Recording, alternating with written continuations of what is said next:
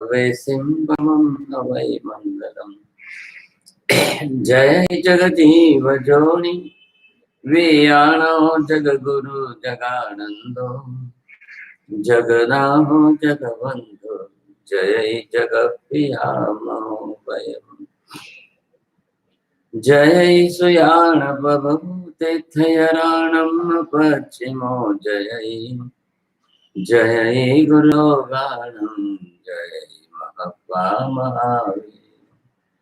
सर्वारिष्टविनाशाय सर्वाभीष्टार्थदायिने सर्वलब्धि निधानाय श्री गौतम स्वामिने नमः। श्री सुधर्म स्वामिने नमः। अज्ञानतिमिरान्धनं ज्ञानाञ्जनशलाकया नेत्रमुन्मीलितं येन तस्मै श्री गुरवे नमः।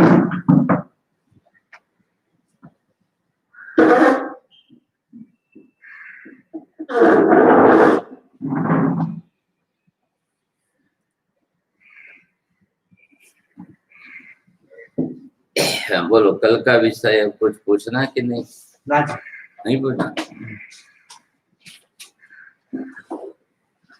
ना, क्या बोलो? अरे कल का विषय कुछ पूछना, बात करनी, आगे बढ़ना, क्या करना है? आगे बढ़ना तो कल का विषय नहीं लेना। अब मैं वही तो कल जो किया था, क्या नहीं, आप कल के विषय के बारे में कुछ पूछना कि नहीं, बात करने के नहीं, कुछ कहना, कुछ तो कुछ ऐसे ही आगे बढ़ते जाओ। तो बोलो, पहले बॉटल ढांक जाओ, पहले बॉटल क्या बाजू में आप ही दे जाओ। बोलो, आप लोग कोई कहना कल का विषय में तो कोई बात नहीं करनी। तो बता, आप कितना आली गाड़ी आगे बौद्ध दर्शन का खंडन आप कैसे करेंगे? बोलो,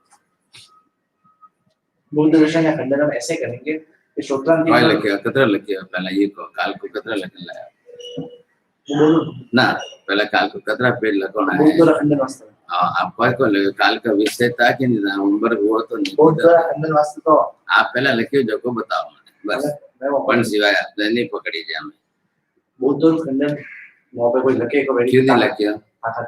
वाह बात की गई ताकत री बात है कि काले को हम दिया तो बौद्ध मार कर ना, बौद्ध मार के हमें प्रश्न अपने से करना है। आप पहले ऐसे करोगे तो आगे कैसे चलेंगे?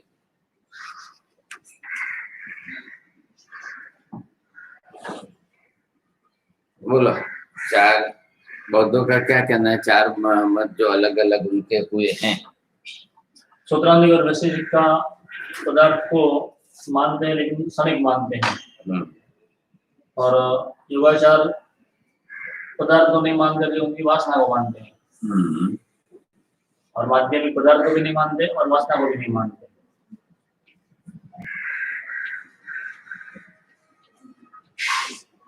खाली ज्ञानात्मक मानते। अब इसका खंडन करने की युक्ति दो, अलग अलग कर लो, अलग अलग करके तीनों के खंडन करने की क्या युक्ति आप दे सकते हैं? बोलो,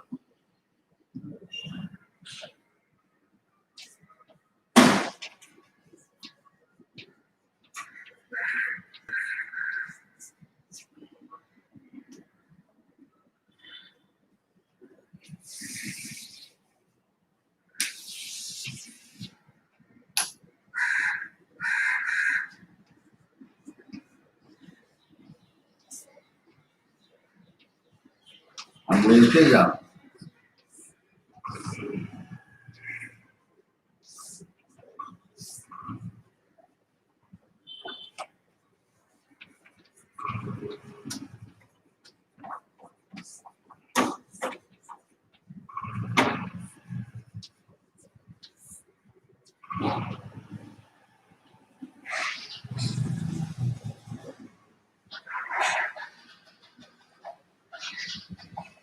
तीन भाग पड़ेंगे, सौक्रांतिक और वैमनसिक तो शरीक ही हैं। उन्होंने तो सर्वथा जो है पदार्थ को क्षणिक कर दिया। अब ये जो है ज्ञानवादी है, ये शून्यवादी है, और ये जो है क्षणिकवाद। अब इन तीनों के सामने आपको किस तरह से क्या युक्ति प्रयुक्ति देनी चाहिए, बोलो। अब ये तो स्पष्ट हो गया, तीन मत इनके जो है ये दो इकट्ठे हैं, इसलिए इतना ही प्रश्न है। सर्वज्ञ प्रणीत सिद्धांत जो जैन धर्म का है वो क्या है, वो कैसा है?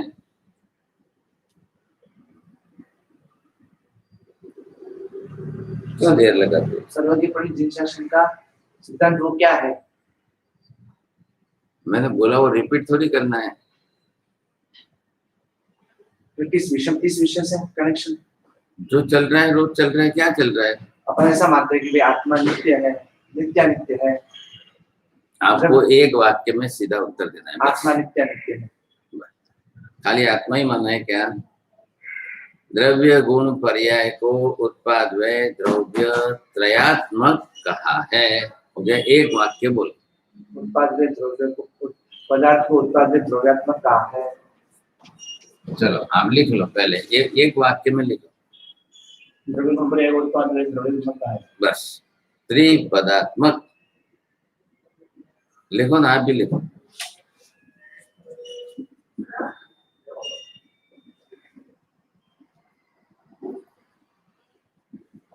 द्रव्य गुण पर्यायात्मक पदार्थ को उत्पाद व द्रव्यात्मक त्रयात्मक कहा है। त्रिपदात्मक कहा है, त्रयात्मक का एक ही बात। ये मूल सिद्धांत है। अब इस सिद्धांत के ऊपर घात करने वाले ये सब है, चारों तरफ से घात हो रहे, ख्याल है। अब इसमें तो क्या है, इनको तो कोई तकलीफ ही नहीं है ही सर्वज्ञ। तो ये तो आया ही मूलभूत सिद्धांत है, कहां से? केवली से ही आया।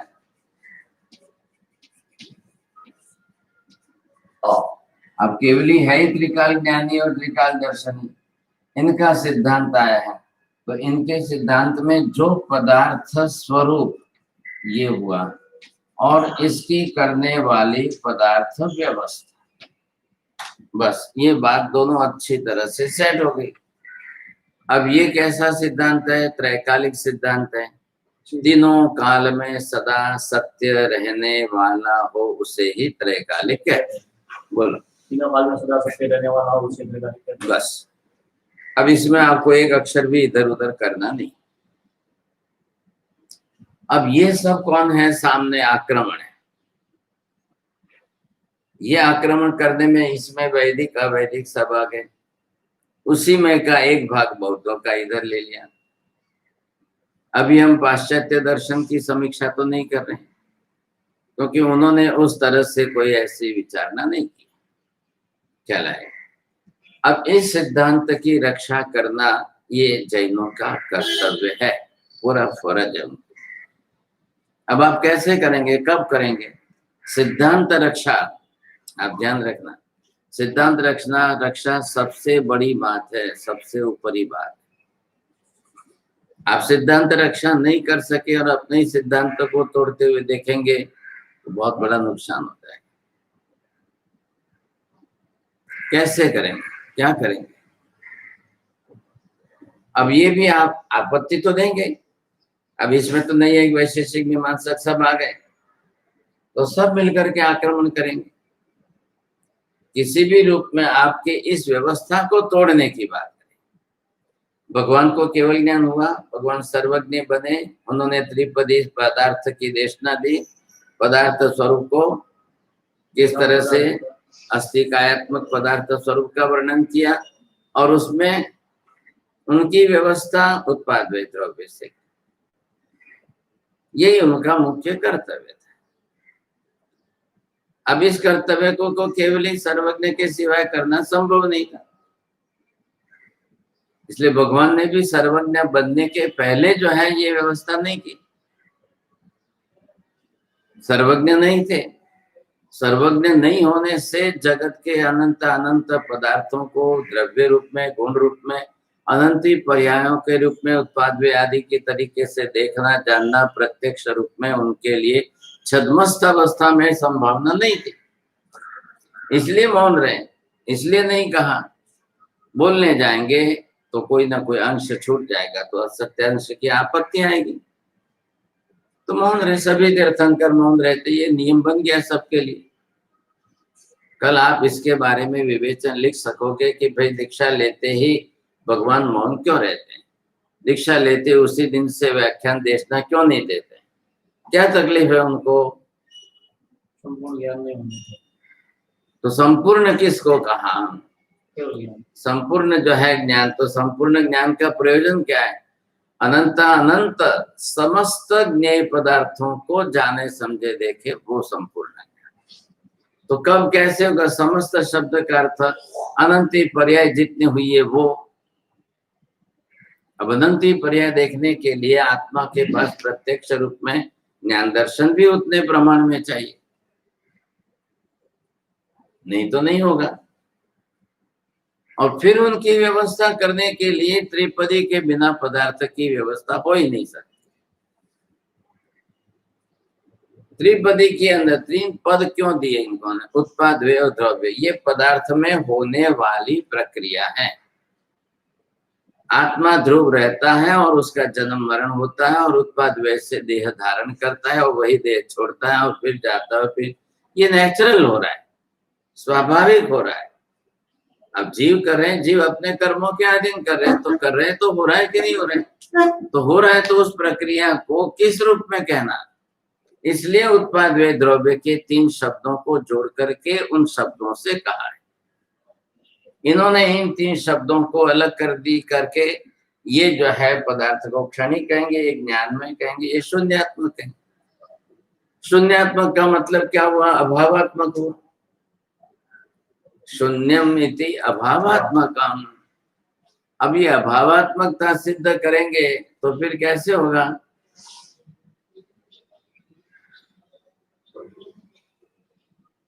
अभावात्मक सिद्ध होने से तो नहीं होगा।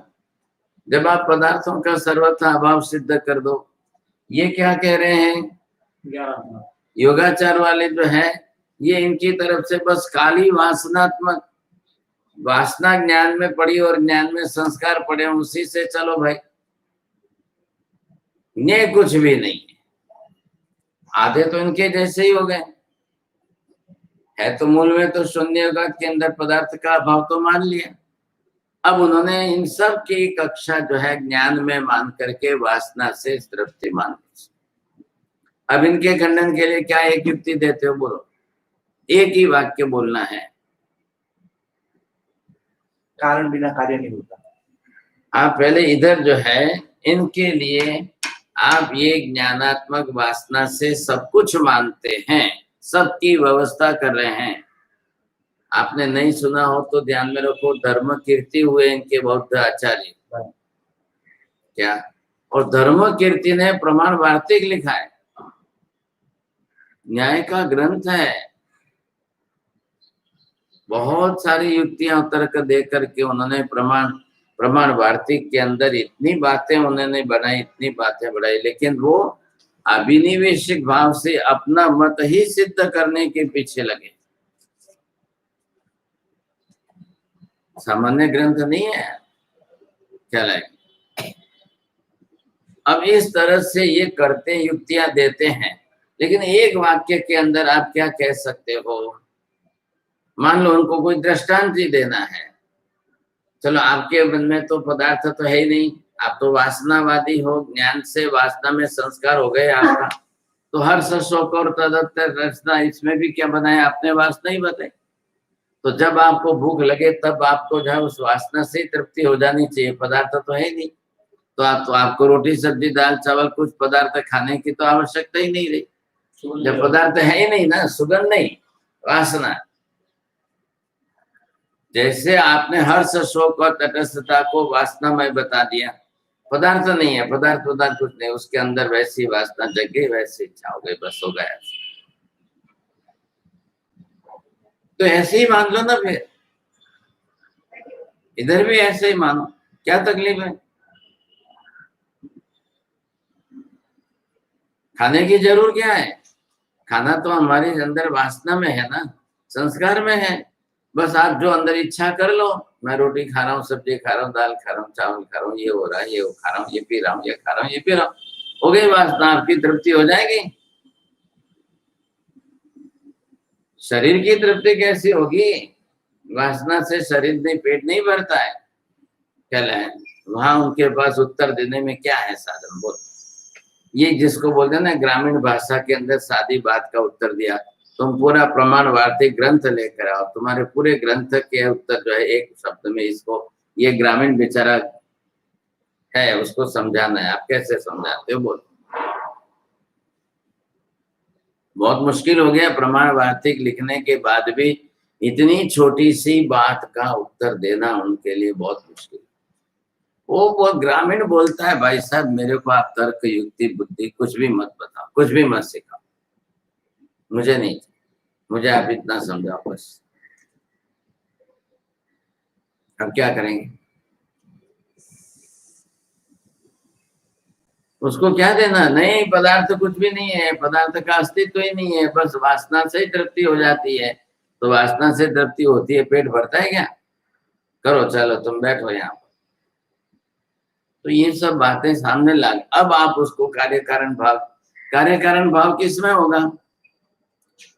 कारणीभूत पदार्थ का अभाव और कार्य रूप ज्ञान वासना को स्वीकारना।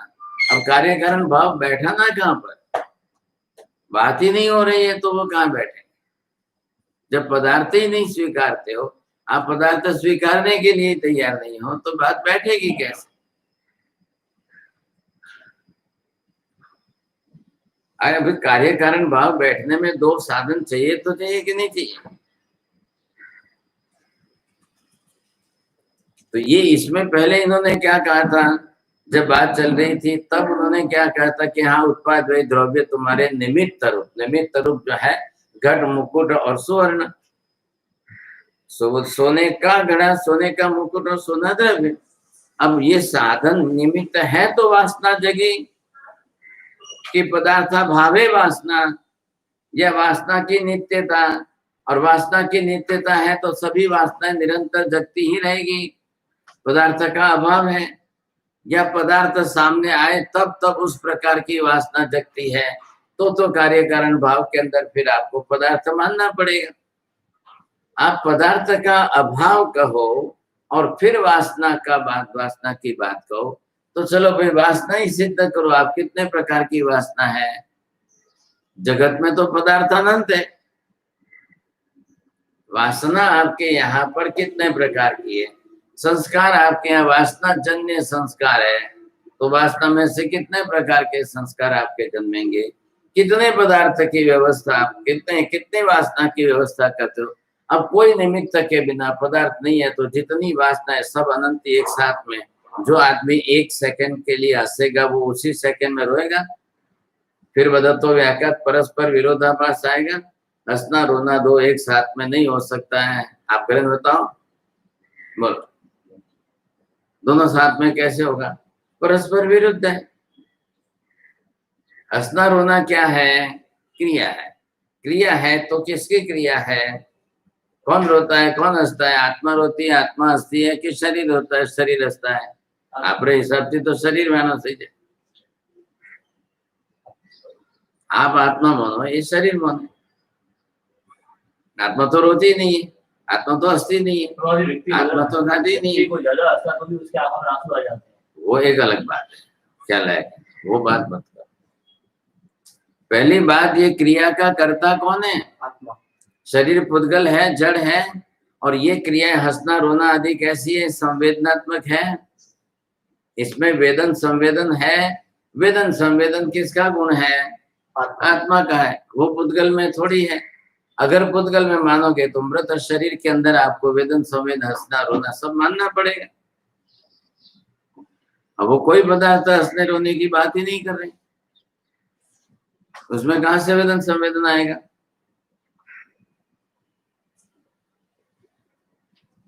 किसी में नहीं है कि क्रिया चेतन की है। क्यों चेतन की है? कि हंसना रोना आदि ज्ञानात्मक है कि नहीं है? अब ज्ञानात्मकता को मोहनीय कर्म के अंदर कसायाश्रित कर दिया है, नो कसायाश्रित कर दिया है। इसलिए उसको हर्ष शोक आदि हो रहा है। तो उसके भी उत्तेजक प्रेरक निमित्त है, निमित्तों के अधीन पदार्थ है। पदार्थ के अंदर, सुवर्ण के अंदर घट का नाश व्यय हुआ है, मुकुट की उत्पत्ति हुई है। मुकुट का व्यय हुआ है तो घट का उत्पत्ति हुई है। ये उत्पाद व्यय की प्रक्रिया उसके अंदर जो जिस तरह की चली है, उसके कारण सामने कार्य के रूप में हर्ष शोक आदि हो रहे। तो बरोबर आपका कार्य कारण भाव भी बैठ गया, निमित्त भी बैठ गया, कारण भी बैठा, कार्य भी हुआ। ये है जगत की व्यवस्था। इसमें कोई जैन दर्शन का काम नहीं है कि जैन धर्म का विषय नहीं, ये जगत की सहज स्वाभाविक व्यवस्था है। तो आप पदार्थ का अभाव क्यों सिद्ध कर रहे हो? सत्वे भी पदार्थे क्या लायक है, सत्वे भी पदार्थे, पदार्थ का अभाव। और यही बात जो है कौन कह रहे, नहीं भी कह रहे हैं, अद्वैत वेदांती भी कह रहे हैं, शंकराचार्य कह रहे हैं, ब्रह्म सत्यम जगत मिथ्या, ये इनका सिद्धांत इन्होंने बनाया। जगत मिथ्या स्वरूप है। मिथ्या इति शब्द से को अर्थ पदार्थ से अभावात्मको मिथ्या। आपको समझ में आ रही है कि नहीं बात? पदार्थ का अभावात्मक है, अभावात्मकता को इन्होंने स्वीकारा, इन्होंने शून्यता कही। ये क्षणिक ला करके भी पदार्थ को मान करके भी क्षणिक मानने के बाद उसको नित्य नहीं मानते हैं। तो सब हाथी घोड़े सब इकट्ठे कर दिए, तो तीनों जा रहे हैं तो एक ही दिशा में जा रहे हैं। इन्होंने पदार्थों को क्षणिक माना सौत्रांतिक व्यवहार से, अब मान करके क्षणिक माना तो आत्मा को भी आप क्षणिक मान लोगे, आकाश को भी क्षणिक मान ले। वो फिर बोलते हैं कि नहीं, हमने तो सर्वम शब्द लगा दिया है बस। और फिर सर्व शब्द को लगाकर वो भी क्या यही कह रहे हैं, हमारे भी सिद्धांत सर्वज्ञ प्रणीत है। कौन कह रहे हैं? सौत्रांतिक व्यवसायिक भी यही कह रहे हैं, हमारे भी सिद्धांत सर्वज्ञ प्रणीत है। इधर जो है ये योगाचार माध्यमिक वाले ये भी सब यही कह रहे हैं कि हमारे भी सिद्धांत जो है सर्वज्ञ प्रणीत है। किमर्थम? बोधि ज्ञानत्वात् बुद्ध से वो सिद्धांत। अब अंदर की रहस्य की बात ये है, योगाचार माध्यमिक को कहा कि ये तुम्हारा अपना मत है, धर्म कीर्ति का मत है कि बुद्ध का मत है? बुद्ध ने कब कहा? ये करो प्रमाणित। जब बुद्ध को आप बोधिसत्व ज्ञान मानते हो, उनको भी वो भी बोधिसत्व पर्यायवाची शब्द अलग है, केवल ज्ञान का ही अर्थ दे रहे हैं। जब बोधिसत्व का ज्ञान हुआ तो बुद्ध ने ऐसा क्यों कहा? पदार्थ का अभाव कहेंगे तो बुद्ध का शरीर पदार्थात्मक है कि नहीं है? शरीर किस रूप में है? शरीर अभावात्मक है कि सद्भावात्मक है? शरीर से आत्मा भिन्न है कि आत्मा ही शरीर है और शरीर ही आत्मा है? तुम बाहर के पदार्थों की बात तो जाने दो, पहले तो खुद का शरीर जो है ये किस रूप में है ये सिद्ध करो। इतना भी समझ में आ जाए तो भी बहुत बात है। महावीर ने क्यों कहा, बुद्ध ने ये नकल क्यों की?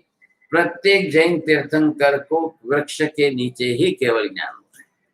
तो उसमें वृक्ष निमित्तीभूत है, कारणीभूत है कि क्या है? बात समझ में आ रही है? प्रत्येक तीर्थंकर को केवल ज्ञान किसी न किसी वृक्ष के नीचे हुआ है। अब आप कार्य कारण भाव बैठा करके इसको शाश्वत व्यवस्था कर देंगे? बोलो कैसे करोगे? अब यूं मत करो, बोलो पहले, स्पष्ट करो।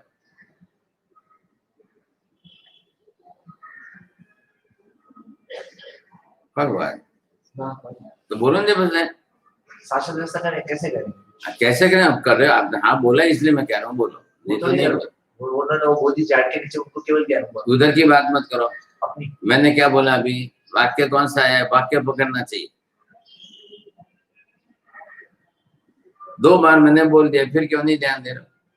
किसी भी एक प्रत्येक तीर्थंकर को किसी न किसी वृक्ष के नीचे ही केवल ज्ञान हुआ है। अब इससे शाश्वत कार्य कारण भाव से आप व्यवस्था कैसे बनाएंगे? नहीं बना सकते। शाश्वत कार्य कारण भाव कैसे करें?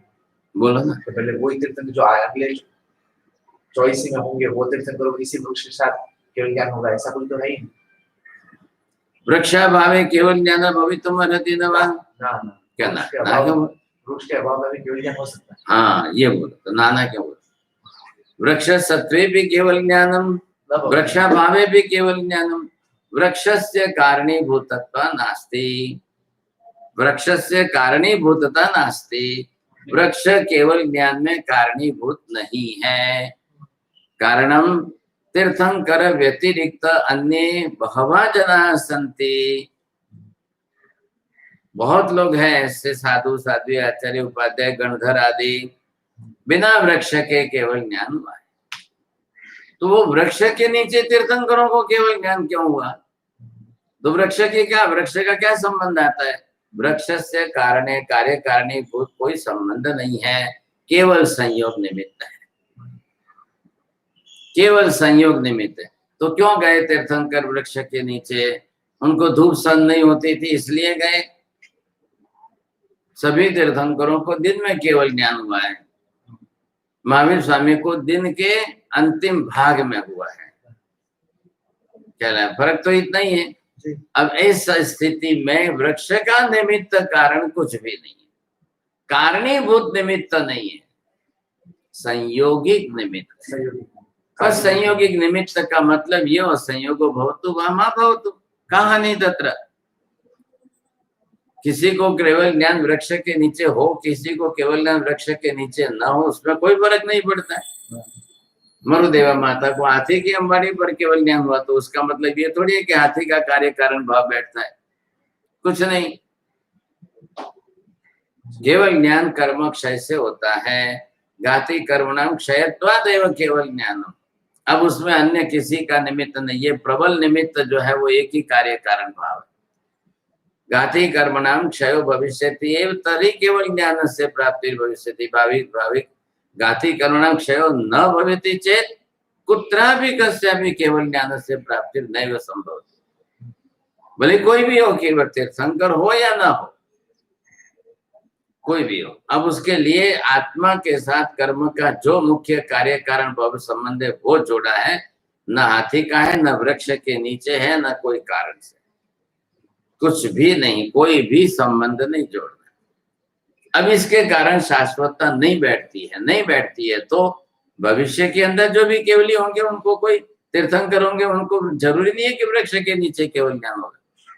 भूतकाल में अनंत तीर्थंकर अनंत 24 में हो गए, तो वहां कोई ऐसा शाश्वत संबंध बैठता नहीं है, तो जरूरी नहीं है। केवल ज्ञान होना जरूरी है, केवल ज्ञान का वृक्ष के साथ कोई संबंध निश्चित नहीं होता। बात पूरी हो गई। तो इन्होंने जो है नकल की कि महावीर जो है वृक्ष के नीचे बैठे, शाल वृक्ष के नीचे, तो वो अपनी तरह से बोधि वृक्ष के नीचे, उसका नाम ही दे दिया। बोधि कोई नाम नहीं होता है वृक्ष का, वो उस समय जो उनके सामने जो वृक्ष जैसा वृक्ष था उनको ज्ञान हो गया। अब वो उसी को जो है महत्व दे करके रख रहे हैं कि यही वृक्ष है, इसी को पवित्रता। अब रोज वहां जाकर के लोग बैठते हैं, कोई भी गया, कोई भी बैठा, कोई भी गया, अब वो उसकी व्यवस्था उन्होंने, नहीं बहुत पवित्र स्थान है, इधर बैठना, केवल ज्ञान हो जाता है। अरे बैठने से केवल ज्ञान हो जाता है तो सबको बैठने दो ना भाई, तुम्हारा क्या जाता है? अपन वाले के नदी के किनारे को अपन भी पूछते तो ही। हाँ तो जाओ पूछो, क्या पूछते हो? केवल ज्ञान के संबंध से पूछ रहे हो, केवल ज्ञान का निमित्त पूछ रहे हो? जहाँ जाकर बैठ जाओ, तो मैं भी जाके कल बैठने को तैयार हो, केवल ज्ञान होता हो। ये तो सब व्यवहार नए के लिए लोग श्रद्धा के निमित्त हैं। बस आप स्थान की पवित्रता गिनो, जो भी कुछ करना है वो गिनो, उसमें कोई ना थोड़ी। जगत के व्यवहार में सर्व सामान्य लोगों की श्रद्धा के लिए केंद्र बनाना है और कालिक दृष्टि से इतिहास बनाना है। क्या है? बस भूतकाल में इतिहास। अब भूतकाल का इतिहास है वो भविष्य में उजागर करते जाओ। एक धर्म चलाना है ना, वर्षों तक चलाना है, शासन का निमित्त है, तो वो आप करो, उसमें कोई आपत्ति नहीं है। कार्य कारण भाव मत बनाओ, बस कार्य कारण भाव बना करके उसको आप जो है निश्चित निर्धारित कर दोगे तो फिर समस्या बढ़ जाएगी। ये आपको ध्यान रखना है। इतनी सी बात को लेकर के आप केंद्रीभूत विषय बनाएंगे और इतनी सी बात को लेकर के ध्यान में नहीं। तो ये हेतु बनता है। क्या लगे, केवल ज्ञान के लिए निश्चित हेतु क्या होता है, कार्य कारण भाव का संबंध किस प्रकार किसके साथ बैठेगा। तो इनके यहाँ पर जो है पदार्थों का निमित्त पहले, इधर देखो, इधर सर्वज्ञ के सिद्धांत में क्या कहा है, पहले पदार्थ स्वरूप निश्चित हो गया, द्रव्य गुण पर्याय के अंदर पदार्थ स्वरूप वैसा हो गया, अब उसकी व्यवस्था उत्पाद वे द्रव्य से कर रहे हैं, जो उनमें हो रही है वो उन्होंने की। तो केवली ने तो मात्र देखा और जाना है, उसको मात्र वचन प्रयोग के अंदर भाषा में ला करके स्याद्वाद की नैवाद की भाषा पद्धति से कथन। इनके कारण बौद्धों के ऐसे सिद्धांत जो स्वयं में ही अपरिपक्व है, स्वयं में ही वो सिद्धांत पूर्ण नहीं है, अधूरे हैं, और उसमें भी वापिस जो है सिर है तो पैर नहीं और पैर है तो सिर नहीं है, ऐसे सिद्धांत से सर्वज्ञ के सिद्धांतों को आप जो त्रिकाल नित्य शाश्वत सिद्धांत उसको काट नहीं सकते हो, ये बात निश्चित हो। आपके सिद्धांत आप में ही अधूरे हैं, आपके सिद्धांतों में ही परस्पर जो है वहां कोई एक वाक्यता नहीं आ रही है, तो कोई नहीं काट सकता। अब ये एक बड़ा संशोधन का विषय है। बौद्धों के बुद्ध के नाम पर ये इनके अपने अपने मत जो है आरोपित करके सब ने बुद्ध की पैकिंग की है, माल अपना और पैकिंग बुद्ध के नाम की बनाकर उसमें माल बेचा है। ख्याल है? और नहीं कहा, बस वही तो बात चल रही है, ये बुद्ध के नाम पर कहलवा रहे हैं, तो बुद्ध ने क्या कहा था? तो वही तो बात आ रही है, बुद्ध ने कुछ कहा ही नहीं था, ऐसा कुछ बुद्ध मौन रहे। पंचास्तिकायात्मक स्वरूप के अंदर बुद्ध त्रिपिटक में एक अक्षर नहीं बोल रहे हैं। क्या है ये बात वहां पर आई है, बुद्ध को पूछा गया भगवान आकाशस्य किम स्वरूपम किम अयम पदार्थ वा न वा, पदार्थ चेत सद नित्यम वा नित्यम वा। अब बुद्ध मौन रहे, ऐसा ये कह रहे, और फिर बुद्ध के नाम पर इन्होंने क्षणिकता का छाप लगाई। अगर सर्वज्ञ का मूल सिद्धांत प्रचलित होता, सर्वज्ञ का मूलभूत सिद्धांत चला आता, तो बाकी सब उसी के सिद्धांत को गुजराती भाषा में जिन्हें कहते वळगी ने रहे, अब उससे कोई बिखरते नहीं, अलग नहीं होते। इधर क्या हुआ, 2400 तीर्थंकर के सामने सभी गणधर, पहले आदेश्वर के पास 84 गणधर थे, पार्श्वनाथ के 10 ही थे और महावीर स्वामी के 11 थे और नेमिनाथ के 18 थे। इनमें किसी ने अपना मत नहीं दिया, किसी ने पहले से अपना मत चलाया नहीं, किसी का मत आगे बढ़ा नहीं, कुछ भी नहीं, समझे कि नहीं। कोई मरीचि का मत चला ही नहीं। वो मरीचि ने त्रिपदी के हाथ में ये जो है त्रिदंडी बना तो वो खुद बना, मरीचि के त्रिदंडी का मत आगे नहीं चला। क्यों नहीं चला? उसने अपनी तरह से त्रिदंडी बना की आचरण भेद के अंदर जैसा भी किया, लेकिन 4000 साधु आदेश्वर भगवान के साथ में जो दीक्षा लिए हुए थे, 4000 थे पहले से, केवल ज्ञान नहीं हुआ उनके पहले से दीक्षा में साथ में, और 1000 वर्ष तक रहने, लेकिन एक मरीचि ने ही खाली एक मत निकला अपना, और वो भी मत के रूप में नहीं, वो भी अपने व्यक्तिगत आचरण के रूप में त्रिदंडी ने। ये शास्त्र में कभी कहीं नहीं मिलता है कि उनका शिष्य बना हुआ कपिल त्रिदंडी बना, ऐसा शब्द भी कहीं उल्लेख नहीं मिलता है। अब फिर जाकर वापिस पढ़ लेना त्रिशस्ती। कपिल ने मरीचि के बाद दीक्षा तो ली, कपिल मरीचि की तरह से त्रिदंडी क्यों नहीं बना? तो क्या बना? क्या बना? साधु बना। साधु तो दीक्षा लेते तो क्या बनते? त्रिदंडी क्यों नहीं बना? तो सांख्य मत तो आप कपिल कराई होगा। हाँ, वो तो उन्होंने पाठ लाइन बताया तो सांख्य मत अब कपिल नाम वही है, उसी कपिल ने चलाया। त्रिदंडी उनकी अपनी आचरण की व्यवस्था थी, उसमें सांख्य मत होता है। हाँ, तो बोले वो कपिल के मरीचि का है, त्रिदंडी पना तो मरीचि का है। तो वहां मरीचि ने सांख्य मत चलाया ऐसा तो नहीं लिखा है। और त्रिदंडी के अंदर तीनों जो है देखे कि एक दंड जो है वो एक भी सिद्धांतवाची नहीं है। वो अपनी व्यक्तिगत उन्होंने सिर पर छत्र धारण किया, केश लुंचन नहीं किया, पैर में खड़ाऊ पहने सिंहासन पर, ये सब जो भी कुछ रहा है वो उनका व्यक्तिगत, वो उनके व्यक्तिगत आचरण की बात है। उनको गर्मी सहन नहीं होती थी और गर्मी के धूल के अंदर चलने पर शरीर पर पसीना होता, धूल की मिट्टी चिढ़ती थी और उसके कारण मल मैल तैयार होता था। अब वो उनकी व्यक्तिगत बात थी और दूसरे जो है कपिल के लिए ये मत नहीं है, त्रिदंडी बने की बात नहीं है। क्योंकि मरीचि के भव हुए तो मरीचि आगे 7 भव तक जो है, मतलब 6 भव भविष्य के ब्राह्मण के वो तो नीच गोत्र के कारण, वो नीच गोत्र कर्म उदय में आता गया और वो ब्राह्मण बनते गए, लेकिन साथ में त्रिदंडी पने के संस्कार भी आते गए।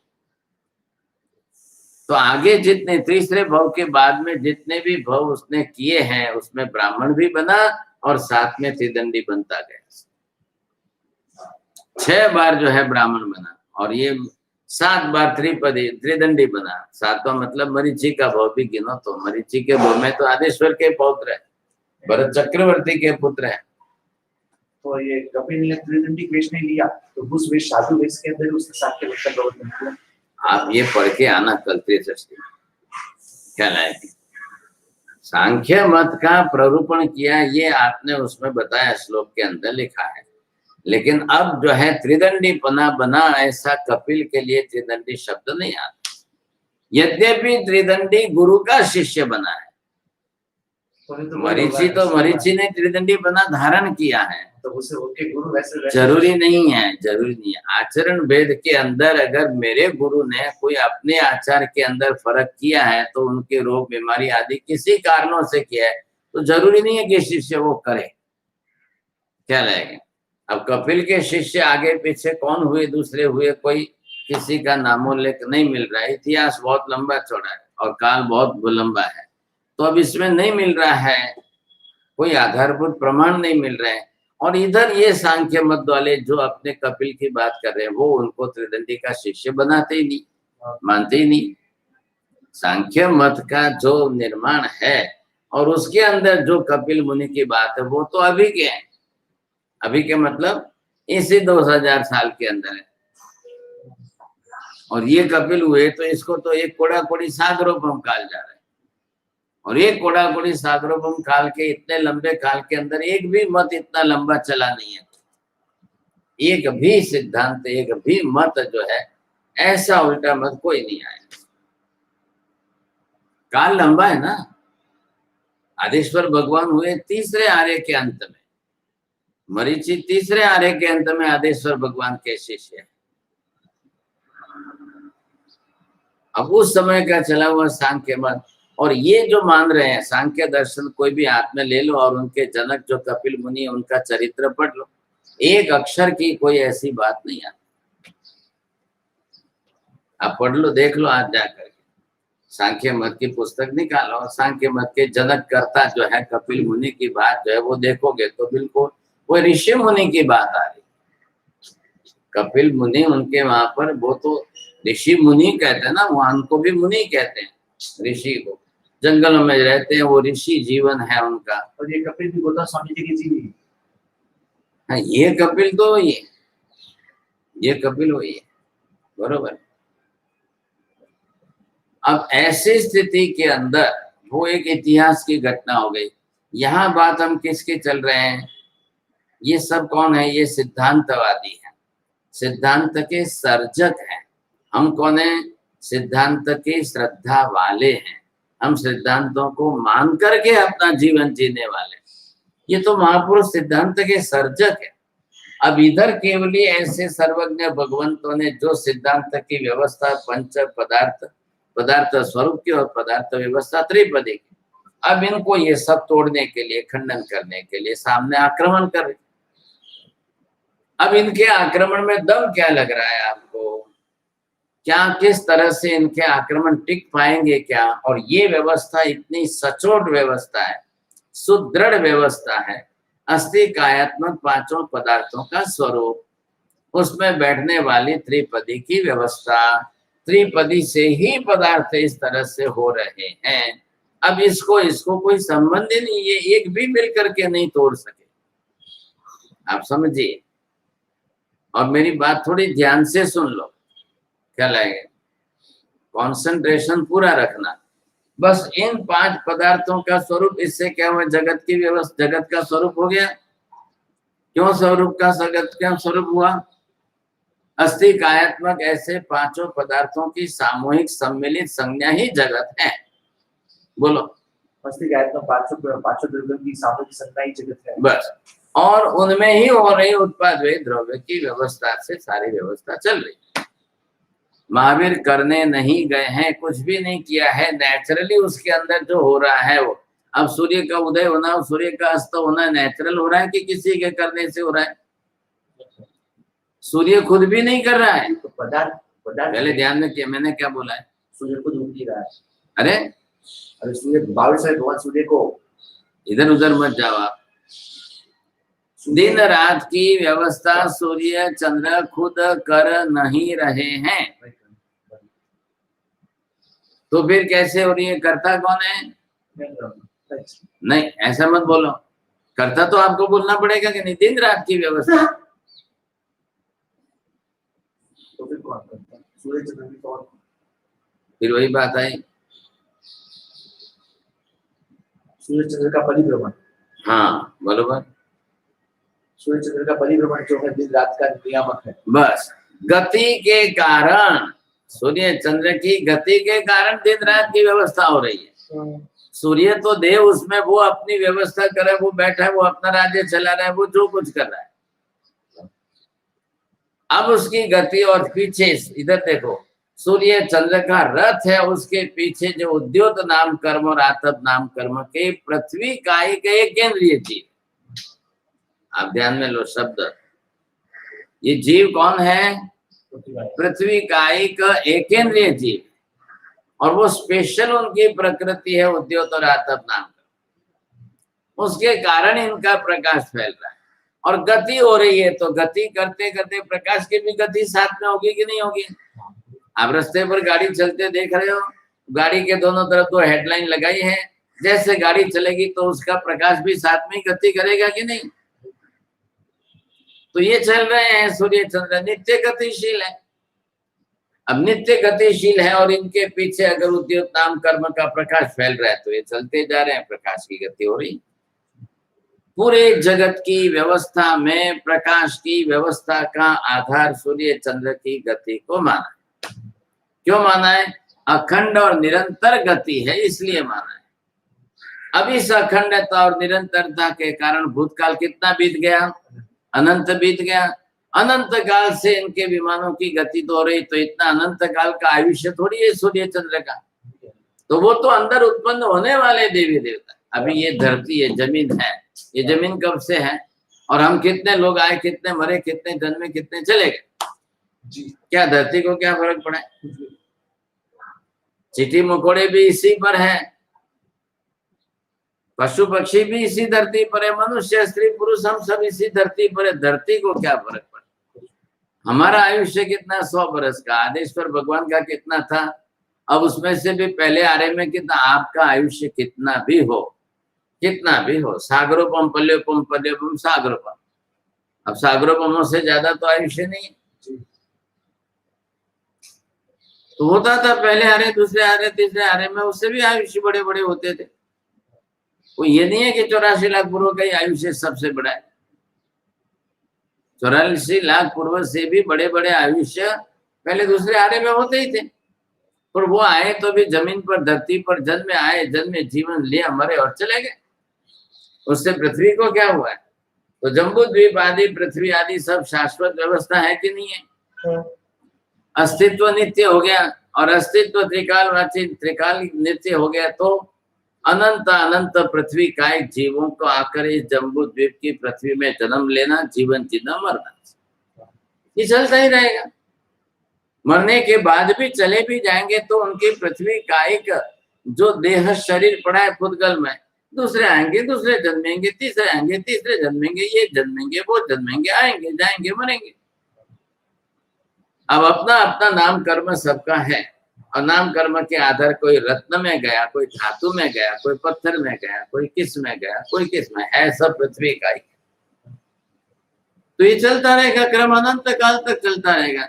इसलिए असंख्य द्वीप समुद्र सभी पृथ्वी आदि सब शाश्वत अनंत कालीन त्रिकाल नित्य शांत।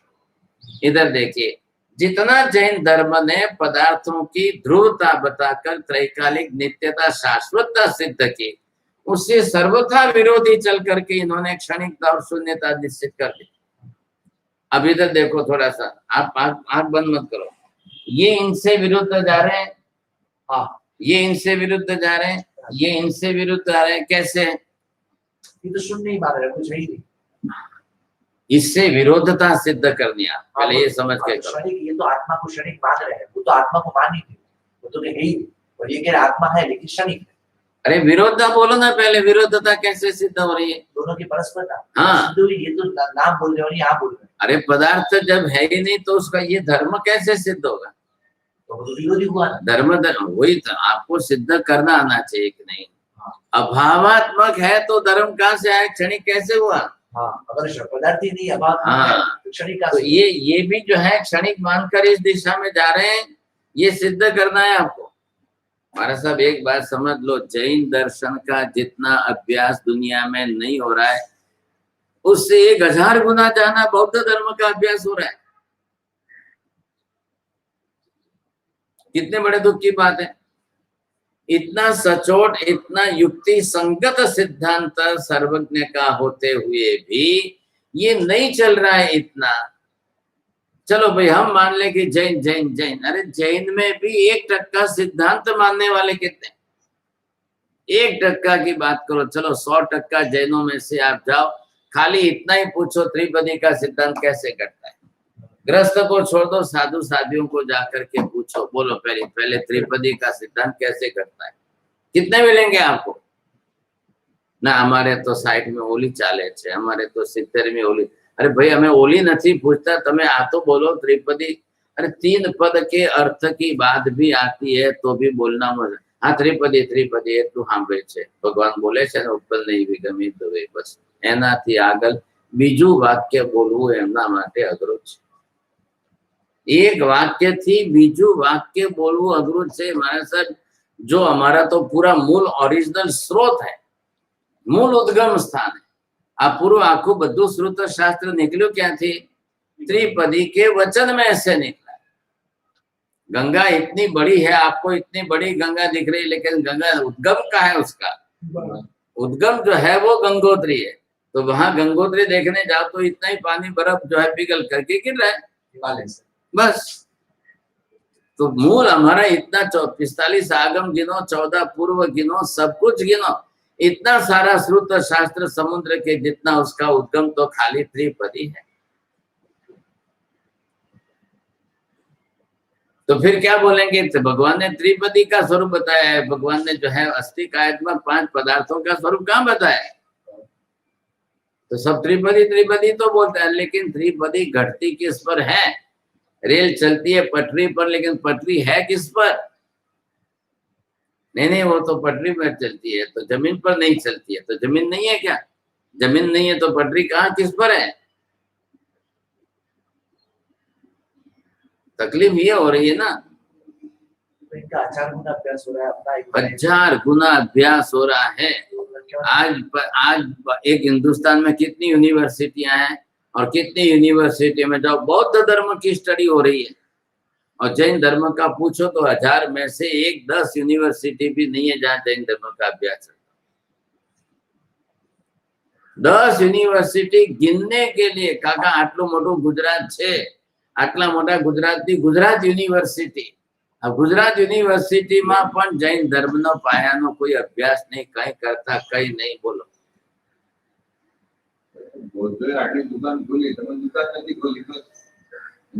अब बौद्धों का अभ्यास, बौद्ध यूनिवर्सिटी का बौद्धों के बौद्ध दर्शन पढ़ाने वाले अब भी बोला 1000 प्रोफेसर मिलेंगे।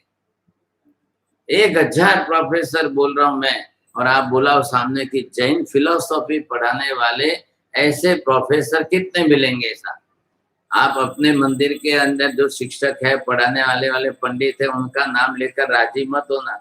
ये हजी पाठशाला छोकराओने वंदितोने जय वीराय સુધી જ ભણાવે છે। એમાં પાછી 100 માંથી 90% તો બહેનો જ છે, અને એ પણ બહેનોમાંથી 100 માંથી 90% તો પોતાના ઉદર ભરણનું એક નિમિત્ત છે। માટે ચાલો ભાઈ જઈને આપણે ભણાવીએ અને 5 પાઠશાલા કરશું તો કંઈક 15-20 હજાર મળશે। उनके खुद के उच्चार इतने शुद्ध नहीं है, उनके खुद के अर्थबोध नहीं है। वो जानती है करना क्या है। 5-25 છોકરાઓ આવે છે, ચોકલેટ પેપરમેન્ટ આપવાની છે, પ્રભાવના આપશું, 2-5 ગાથા કરાવશું, મમ્મીઓ રાજી થાય છે। अब इतनी सी बात चल रही है।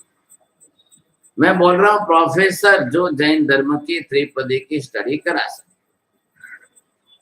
क्या लाया? या आप अपने धार्मिक शिक्षक पंडितों में से लाओ कि जो त्रिपदी का अभ्यास करा सके, सर्वज्ञ के सिद्धांतों का अभ्यास करा सके, तो आपको गिनती के 5-10 मिलने मुश्किल हो जाए। आंगलीना भेड़े घणा એટલા મળવા મુશ્કેલ થઈ જશે। કેટલી દયનીય પરિસ્થિતિ છે। હવે એમાં બીજાના કોને કહેવા જઈએ? સાધુ સાધ્વીમાંથી લાવવા જઈએ તો આજે આપણામાંથી 5-10% મળવા મુશ્કેલ થઈ જાય। આ દેખાઈ જ રહ્યું છે ને, જો ને અંધારું આ દેખાઈ જ રહ્યું છે ને। સાધુ સાધ્વીઓ ન ભણે તો હવે એ વ્યાખ્યાન શું આપશે? પછી શેર શાયરીના વ્યાખ્યાન આપવાના, એની ત્યાંની વાતો કરે। હા, ગંગોત્રી બંધ કરી નાખે। પછી કોણ? હવે એ પ્રકારનું લેખન ક્યાં થશે? આવું તાત્વિક લેખન થાય, આવા ગ્રંથો નિર્માણ થાય, આવો અભ્યાસ કરાવવામાં આવે। અને જૈન શાસ્ત્રમાં તમે હજારો લાખો કરોડો રૂપિયા ખર્ચીને આપણે દેરાસર બનાવી શકીએ, પણ કરોડો રૂપિયા ખર્ચીને 10 વર્ષે તમે 2-5-10 પંડિત તૈયાર કરો ને। દેરાસર છે, દેરાસર બનાવવામાં 10 કરોડ જોઈએ તો અત્યારે મળે એમ છે ને, થાય એમ છે ને, કરાય એમ છે। 10 પંડિત તૈયાર કરવા હોય તો કે આમ છે ને તેમ છે। બધી જગ્યાએ પરિસ્થિતિઓ નાકોડાની પાઠશાલા બંધ પડવાની આની ઉપર છે। મહેસાણાની પાઠશાલા બંધ પડવા, જ્યાંથી પંડિતો તૈયાર થયા એ મહેસાણાની પાઠશાલા પંડિતોની ખાણ કહેવાય। 100 વર્ષ થયા કાકા, 100 વર્ષ ઉપર ચાલી છે કે જેને આટલા પંડિતો તૈયાર કર્યા। 100 આજે એ બંધ પડવાની પરિસ્થિતિમાં કેમ? કોઈ વિદ્યાર્થી નથી મળતા, ભણનારા નથી મળતા, ભણવા વાલા નથી આવતા। હવે ભણવા માટે શું કરું તો કે આ પરમાર ક્ષત્રિય બોડેલીના ખેતરના ખેડૂતોના છોકરા લાવીને બેહાડો। હવે મૂળમાં જન્મજાત જ નથી, અંદર બીજ જ નથી, તો શું કરો? એના ઉપર જે છે લાખો કરોડો ખર્ચાઈ રહ્યા છે, બધું થઈ રહ્યું છે। એમાંથી કેટલા ટકે છે, કેટલા નથી ટકતા। તો હવે મહેસાણા પાઠશાલા વાલે ધોરણ જ બદલી નાખ્યું। ભાઈ તમે 2-4 વર્ષ ભણો, તમને વંદિતું ભણાવતા આવડી જાય તો તમને પાઠશાલા મોકલી દેશો ને શિક્ષક બની જજો। બોલા જાય છે કે ક્યાં જોઈએ છે? બેંગ્લોર, ક્યાં જોઈએ છે કે चेन्नई, ક્યાં જોઈએ છે કે कोयमतूर, लो हालो मोकली। अब वो पाठशाला के अंदर वहां पढ़ाने जाएंगे, वो अपना मौज करेंगे, पगार મળે છે। અડધું કામ દેરાસરનું પેઢીનું કરી લેશું, થોડો ટાઈમ આંબેલ ખાતું સંભાળી લેશું, બસ 5000 આના મળશે, 10000 આના મળશે, 15000 પગાર મળશે, 25-30 હજાર મળો રાજી છે, ફતી ગયું છે। પાઠશાલાનો રિપોર્ટ કોઈ ટ્રસ્ટીઓ જોવા આવતા નથી। કોણ ભણ્યું, શું ભણ્યું? ભાઈ આને જય વીરાય 2 મહિના કેમ લાગ્યા? કઈ બોલવાનું, કઈ કહેવાનું? આપો ભાઈ, તમારે કઈ બોલવાનું? આવે ત્યારે પ્રભાવના આપવાની। એ ઓલો જય વીરાય જગતગુરુ બોલીને જે છે 2 મિનિટમાં સર હો ગયા, ચલો। હવે બેચારા શું કરશે? કેવી પરિસ્થિતિ આવી ગઈ છે હિન્દુસ્તાનની। આ મુખ્ય પાઠશાલા મહેસાણાની આજે એમને લેવલ આટલું નીચે લાવે। નાકોડાની પાઠશાલા એમાં જે છે આ પરિસ્થિતિ, એક નહીં તો 10 જगह पर धीरे धीरे आपको ये देखने को मिल रही है।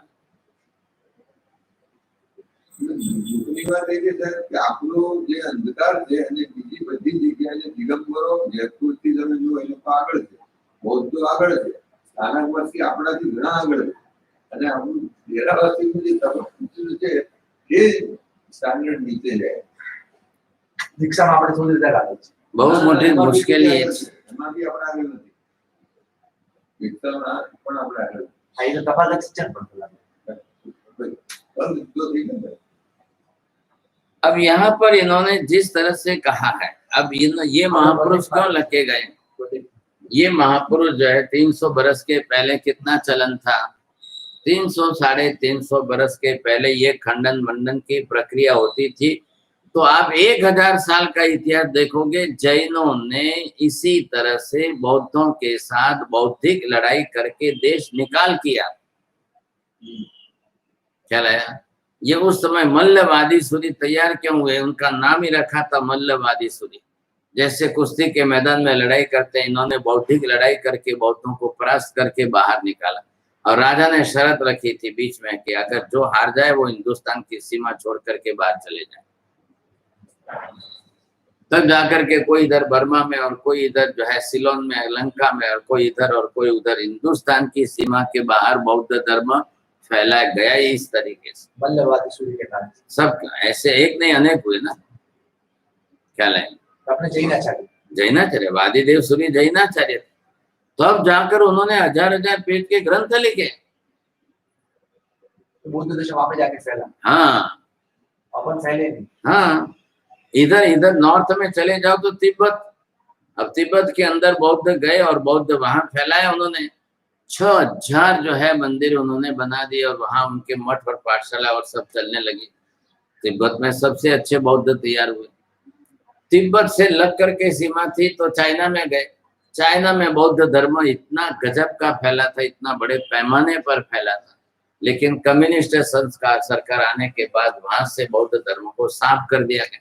अब साउथ चाइना में थोड़ा बहुत बचा है।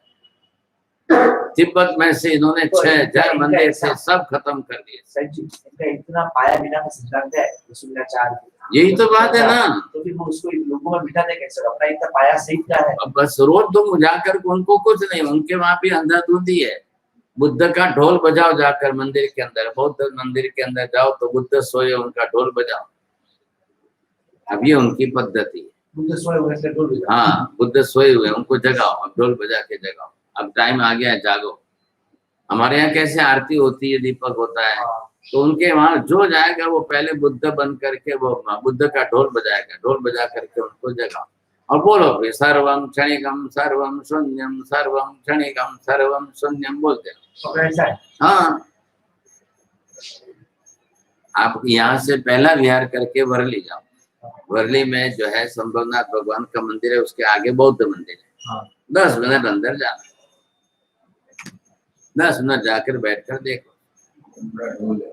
हाँ, बड़े बड़े ढोल। हाँ, 2 हो गए 4 हो गए तो अपना मंदिर हम ही से बिल्कुल। अब वहां पर आप देखते ही रह जाओ, देखते ही रह जाओ। आपको देखते देखते ही ख्याल आ जाए। और कोई एक आदमी पैर नहीं रखता है वहां। बिरला का बनाया हुआ है, पैर नहीं रखता है। बिरला, दूसरा कोई आता ही नहीं। अब बौद्ध मानने वाले कौन हो गए? डेढ़ भंगी हरिजन चमार वाले सब यही हो गए। हाँ, अब ये इनको अपर बुद्ध बना दिया ना सब। क्या लाया कि नहीं? अपर बुद्ध नहीं, इनको ये नाम दिया है, अपर बुद्ध बना दिया है। अब बुद्ध धर्म को मानने वाले ये लोग रह गए, तो फिर ये आते नहीं। तो कौन आएंगे? क्या करेंगे वो सुबह उनको जाना है, कोई रास्ते पर झाड़ू निकालेगा, कोई साफ करेगा, कोई किधर जाएगा, कोई किस काम में जाएगा।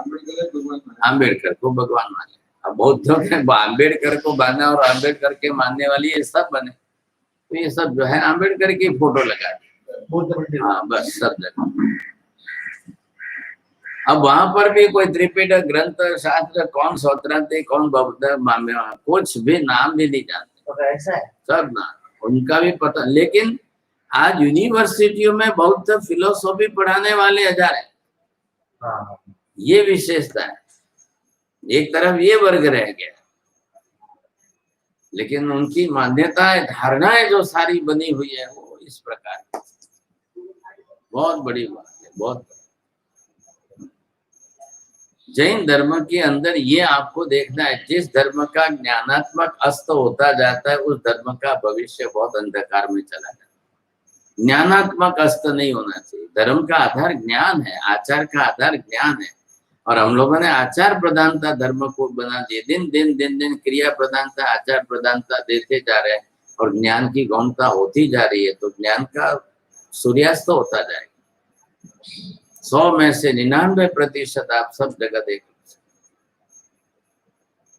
अच्छी पढ़ी लिखी लड़कियां दीक्षा लेंगी और પછી કે અમારે તો 25મી હોલી ચાલે છે, 50મી હોલી ચાલે છે, आ ચાલે છે, आ ચાલે છે। तो आप एमए करके आए हो, आप बीए पढ़कर आए हो, एमबीए करके रिक्शा ले रहे हो, अब आप कुछ आगे पढ़ के कुछ लिखो कुछ करो, तो क्या हमारा ग्रुप में बदे आज चले, फिर ज्ञान का विकास नहीं हो रहा है। आपने इतने वर्षों में एक रम्य रेणु साध्वी जी ने जो है कर्म ग्रंथ के ऊपर पंच संग्रह के ऊपर लिखा, अब इतने हजारों साध्वी जी, हमारे यहाँ 10,000 साध्वी। साध्वी शक्ति एक स्त्री शक्ति है। कितने बुद्ध तैयार हुए, कितने बढ़कर तैयार हो गए, कितने किन्होंने कितने ग्रंथ तैयार किए, कितने किन्होंने किसको पढ़ाया सिखाया लिखाया, ये बहुत कम होता जा रहा है, बहुत कम होता। पन्याजी चंद्रशेखर जी महाराज जो है इसके ऊपर बहुत कहते थे, बहुत चिंता भी व्यक्त करते थे, लेकिन ये कम होता जा रहा है, घटता जा रहा है। व्यवस्था तो आखिर जैसे बंद पड़ दी जाए, अब करना कैसे, इसकी इस समस्या को, इसका निकाल क्या लाना, कैसे लाना, और कैसे भी करके जो है ज्ञान की जागृति कम होती जा रही है, उसको कैसे बढ़ाना। आज भी आप पूरे साधु समाज का सर्वे करो तो आपको वृद्ध साधु 10% ही मिलेंगे। वृद्ध साधु जो है 10 से 20%, ज्यादा से ज्यादा 80% तो युवा है, क्योंकि सब छोटी उम्र में दीक्षा लेते हैं सब। अब वो पढ़ लिख करके तैयार नहीं होंगे तो फिर कौन होंगे। जब बड़ी उम्र में वृद्ध साधु दीक्षा लेंगे तो वो तो ठीक है, अपना आचार विचार पाल करके तप तपस्या करके उस उद्देश्य को पूरा कर। अब उनके लिए तो ये सब पढ़ना मुश्किल है। किसी भी वृद्ध साधु को बोलो उम्र लायक 60-70 वाले, वो अब पढ़ने जाएंगे तो वो क्या सोचेंगे। पहले तो बुक पढ़ने में 2-2, 3-3 साल बिता देते हैं, जो कि बुक पढ़ना ज्यादा से ज्यादा 2-4 महीने का ही होना चाहिए। कोई भी अगर बुक संस्कृत का, व्याकरण तो गया, हेम व्याकरण और लघु वृत्ति और भरवृत्ति और ये पढ़ने की बात तो गई, जो जम्मू जी महाराज पढ़े हुए थे, और अब वो आ गया खाली 2 बुक पर आ गया, तो 2 बुक को 2-4 बरस क्यों लगने चाहिए। ज्यादा से ज्यादा है कितना, 2-4 महीने का ही काम है। लेकिन वो बस अपना गौरव मानते हैं, हाँ साहब शू चाले, हमारा बुक चाले છે साहब, आ बुक नो बीजो पाठ चाले છે, बीजा भाग नो पाठ, तो उसी में चल बरसों चल। क्या करना, कैसे करना, समस्या है। तो यहाँ पर जो है जिस तरह से धर्म कीर्ति आचार्य ने प्रमाण वार्तिक आदि ग्रंथ के अंदर ये किया है, अब आपको सिर्फ इस सिद्धांत की धारा से इनके बौद्ध दर्शन की व्यवस्था को आपको तर्क युक्ति पूर्वक खंडित करना है। दिख रहा है बहुत आसान दिख रहा है आपको, आसान क्या दिख रहा है आपको, ये पदार्थ का अस्तित्व नहीं मानते हैं। जैन दर्शन के मूल में पदार्थों का स्वरूप इस प्रकार से माना गया है, और ऐसी व्यवस्था त्रिपदी जन्य व्यवस्था एक भी दर्शन में नहीं, एक भी दर्शन। इधर के सब दर्शनों को देखो तो भी इधर के सब दर्शनों, इस परिस्थिति में जैन दर्शन की सबसे बड़ी जिम्मेदारी है कि सब ने विसंगत माने हैं, असत्य माने, अशुद्ध माने हैं, और सबकी जवाबदारी जैन दर्शन की आ गई कि आपके पास पदार्थ स्वरूप और पदार्थ व्यवस्था इतनी तगड़ी मजबूत है, इससे आप सब दर्शनों को जवाब दे करके उनके असत्य को उजागर करो और आपके सत्य को सबको बैठाओ। ये सबसे बड़ा काम है। किसका काम है? अन्य किसी दर्शन का काम नहीं। ध्यान रखें, जितना जैन दर्शन ने अन्य दर्शनों को जवाब दिया है, उतना दुनिया का एक भी दर्शन अन्य दर्शनों को जवाब नहीं दे सकता। सब अपने अपने आप में अधूरे। किसी ने कहाँ गलती की है, किसने कहाँ गलती की, और किसने किस बात को पकड़ के रखी। तो ये गलती जैन दर्शन ने नहीं की है। इतनी सुदृढ़ता है, इतनी सुंदर तत्व की व्यवस्था है, और तत्व की व्यवस्था के पाए में पदार्थ का स्वरूप इतना सुस्पष्ट है, इतना सुंदर पदार्थों का स्वरूप है, तो फिर आपको प्रश्न ही नहीं खड़ा करना चाहिए। तो आपको तो सबको जवाब दे करके इतना, इनका ये असत्य, इनका ये असत्य, इनका ये असत्य, ये कैसे गलत मान रहे, ये दर्शन वाले नहीं, यही क्यों गलत मान रहे, मीमांसक कहाँ गलती करे, सांख्य कहाँ गलती। इससे आपके सिद्धांतों की सर्वज्ञ जनिता पुष्ट होगी, सर्वज्ञ जनिता इनकी पुष्ट होती है। तो ये ज्ञान से आपका ज्ञान सम्यक होगा, आपका दर्शन सम्यक हो जाएगा, आपकी श्रद्धा सम्यक हो जाएगी। ये सबसे बड़ी विशेषता। लेकिन खुद आप स्व सिद्धांत में परिपक्व होने चाहिए, अपने मूल सिद्धांत को मानने में परिपक्वता आनी चाहिए। पदार्थ स्वरूप हो गया, इसमें पदार्थ स्वरूप, लेकिन त्रिपदी लगाओगे तो तत्व व्यवस्था बैठेगी, नहीं तो तत्व व्यवस्था नहीं बैठेगी। पदार्थ स्वरूप तो तत्व ज्ञान का भी मूल आधार है। तत्व बने कैसे, तत्वों की व्यवस्था हुई कैसे? पदार्थों की मूल व्यवस्था नहीं होगी तो तत्व की व्यवस्था कहां से होगी? तो मूलभूत रूप में आत्मा है। अब मूलभूत रूप में आत्मा को पहले आप सिद्ध तो करो कि वो ध्रुव है कि नित्य है कि अनित्य है कि कैसा है, किस स्वरूप में है। अब उसको जाकर के आप तत्व के रूप में सिद्ध करो। अब वो तत्व के रूप में आएगा तब आपको ख्याल आएगा। आप पदार्थ स्वरूप न मान करके खाली तत्व स्वरूप मान लोगे तो भी व्यवस्था नहीं होगी। तो तत्व व्यवस्था त्रिपदी के कारण है। पदार्थ व्यवस्था जो है मूलभूत है। अब मूलभूत पदार्थों को ही इन्होंने जो है उत्पाद वे द्रव्य की चाबी से खोलते गए और इस चाबी से खोलने के कारण पूरी व्यवस्था बैठती गई। तो सारा सिद्धांत जो है सचोट हो गया। आज इतने आदेश्वर भगवान से लेकर के और इतने हुए सब, आदेश्वर भगवान से लेकर महावीर तक 24 तो तीर्थंकर हुए। अब गंधर्व तो 1452 हुए। अन्य केवलियाते कितने हुए हैं, अन्य आचार्य उपाध्याय कितने हुए, अन्य साधु साध्वी कितने हो गए। अब ये आंकड़ा भले आपको करोड़ों का मिले कि अरबों का मिले, लेकिन एक वाक्यता चली आ रही है। आ रहा है ख्याल में? इस पदार्थ स्वरूप में और पदार्थ व्यवस्था की त्रिपदी में कहीं कोई एक इतना भय पे रत्ती भर भी इधर उधर नहीं कर, सबका मूल इसमें है। अब वो भले पंथ से स्थानकवासी है कि दिगंबर है कि कोई भी, पदार्थ व्यवस्था और पदार्थ स्वरूप को सब एक सरीखे एक रूप में सब मान, तत्व व्यवस्था सबने एक रूप में। अब किसी ने क्या किया कि 9 में 7 किया या 7 में 9 किया, क्या लगेगा? पुण्य पाप को आश्रम में समाविष्ट कर करके 7 तत्वों की व्यवस्था की और इधर इन्होंने पुण्य और पाप को अलग करके 9 तत्व की व्यवस्था की। तो एक संस्कार चले भाई 9 तत्व 9 तत्व 9 तत्व। अब उसी को अगर ये 7 तत्व कह दे तो इसमें गलत कुछ क्यों? तो कि भाई उन्होंने मात्र संज्ञा ही बदली है, अवान्तर भेद में समावेश किया, इसको अवान्तर भेद में नहीं रखा, इसको अवान्तर भेद में रखा। इस तरह से इन्होंने व्यवस्था की, बाकी कोई फर्क नहीं। बात इतनी सी बैठा दिया तो वो भेद नहीं कहलाता है।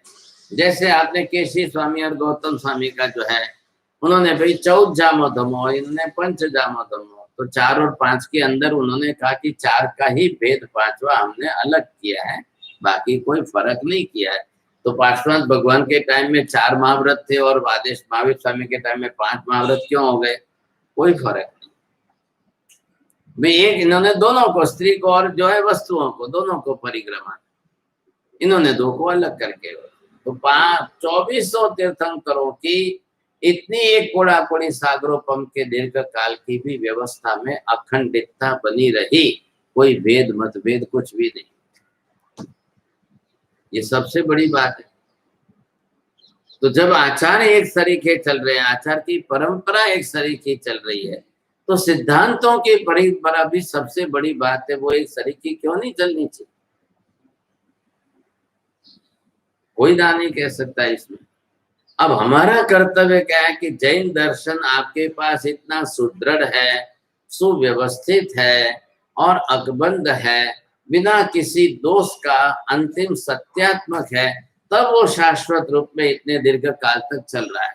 तो आप इसमें से आप अन्य सबको जवाब दे करके और सबके असत्य को सत्य कर सकते हो। अब कौन किस तरह से कितने स्वरूप में असत्य मान रहा है, ये स्पष्टता कर दी आप। बस बात इतनी सी बात को बैठा नहीं। यहाँ पर इन्होंने की ये व्यवस्था की। अब माध्यमिक बौद्धों ने सर्व शून्य की बात को युक्ति पूर्वक शास्त्र से सर्वथा विरुद्ध है और माध्यमिक बौद्ध ने पण इस तरह से अपनी मानी हुई सर्व शून्यता को किस तरह से प्रमाण पूर्वक कहा है या प्रमाण रहित है। सर्व शून्यता का प्रत्यक्षादि कोई भी प्रमाणों से सिद्ध हो या ऐसा कोई सिद्धता प्रत्यक्षादि प्रमाणों से भी निश्चित नहीं होता है, तो उसके अंदर आप प्रमाणों को मानते में और सर्व शून्यता उसमें कहाँ रहे। जब सर्व शून्यता प्रत्यक्षादि प्रमाण के बिना भी इस तरह से आप कहो तो उसमें भी कार्य कारण भाव किस तरह से आप बैठाते हो। पहली बात तो ये कि इधर देखो, पहले इनके ही मत में इनका सिद्धांत सिद्ध नहीं होता है। बौद्धों के मत में ही शून्यता का सिद्धांत या क्षणिकता का सिद्धांत सिद्ध नहीं होता है, उनको ही प्रत्यक्ष से बाधा आ रही है। तो आप अन्य दर्शन को तो कहां से निषेध करने जाओगे, इनको क्या बाधा है? क्या आप समझे क्यों नहीं। सर्वम शून्य मानने के लिए पदार्थ का अभाव मानना पड़ेगा। हाँ।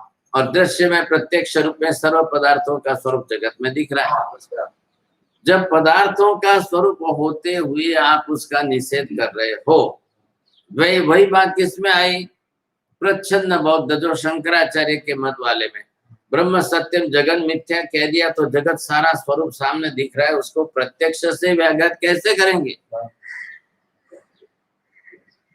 जब ये शंकराचार्य सिद्धांत बना रहे थे, ब्रह्म सूत्र के शास्त्र बना रहे थे, तब उन्होंने जब पहले ही ये वाक्य लिख दिया, पहले ही सिद्धांत, तो उनको ये पूछा कि आप प्रत्यक्ष विरोधात्मक ऐसा वाक्य लिख रहे हो, सिद्धांत बना रहे हो, कौन स्वीकार करेगा। ब्रह्म सत्यम जगन मिथ्या, मिथ्या इति शब्द से को अर्थ है।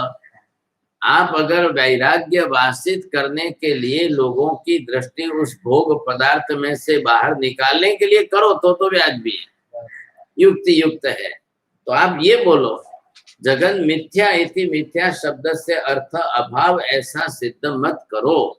और वही बात इनको कही, शून्यमिति उच्यते चेत शून्यत्वात् किम, शून्य से अपि अस्तित्व वर्तते न वा। क्या समझ में आया। शून्य, शून्य मतलब आप क्या कहना चाहते हो। अब ये है, ये शून्य बना है, अब शून्य का अपना अस्तित्व है कि नहीं। पूरे गणित के अंदर चले जाओ तो गणित के मैथमेटिकल साइंस के अंदर शून्य जितना बड़ा है उतना तो अन्य संख्या भी बड़ी नहीं। 1 2 3 4 5 6 7 8 9, अब सबके साथ शून्य जोड़ो तो कितना गुणाकार हो गया। और शून्य को अब आगे लगाओ पीछे लगाओ तो कितना फर्क पड़ गया। शून्य को संख्या के पहले ही लिख दो तो कोई मतलब ही नहीं होता है, और शून्य को संख्या के बाद में लिखो तो सीधा इतना गुणाकार हो गया। तो सर्वम शून्य, चलो वो गणित की बात है। आपको शून्यम कहने से मतलब क्या है, आप सिर्फ अभाव कह रहे हो। पदार्थानां सर्वथा अभावात्मक स्वरूपमेव। अब आप तर्क लगाओ, पदार्थ है तो शून्य कहोगे कि शून्य है तो पदार्थ कहोगे। क्या समझ में आया। ध्यान नहीं दे रहे आप। क्या दिया आपने ध्यान।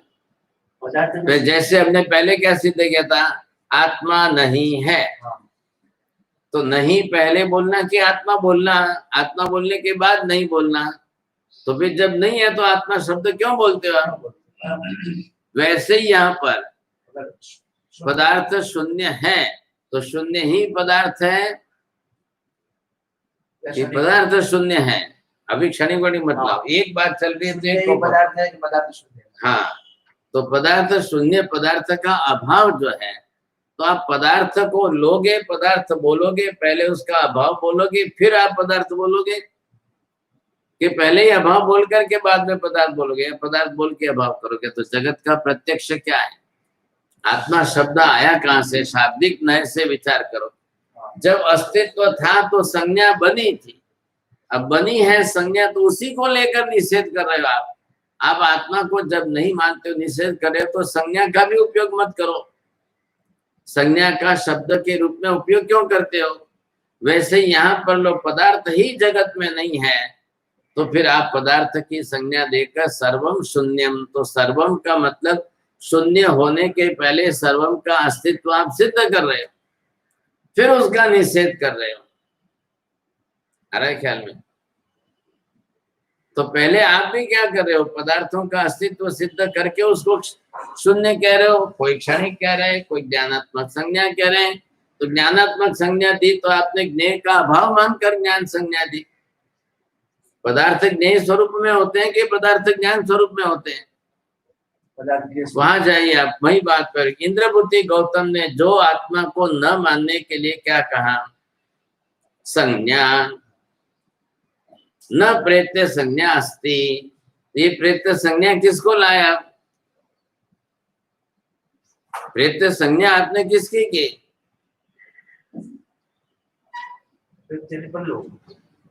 ये ऐसे मत करो आप, इधर उधर मत, ऐसे नहीं करना चाहिए आपको। एक शब्द दिमाग में बैठा हुआ तो उसी अर्थ में उसको पकड़ के रखकर कहीं भी बैठा हुआ। अनुसंधान किस बात का चल रहा है? आत्मा, आत्मा का विषय। इंद्रभूति गौतम आत्मा का निषेध कर रहे हैं, महावीर आत्मा के बारे में सिद्धि करके कह रहे हैं, बरोबर है।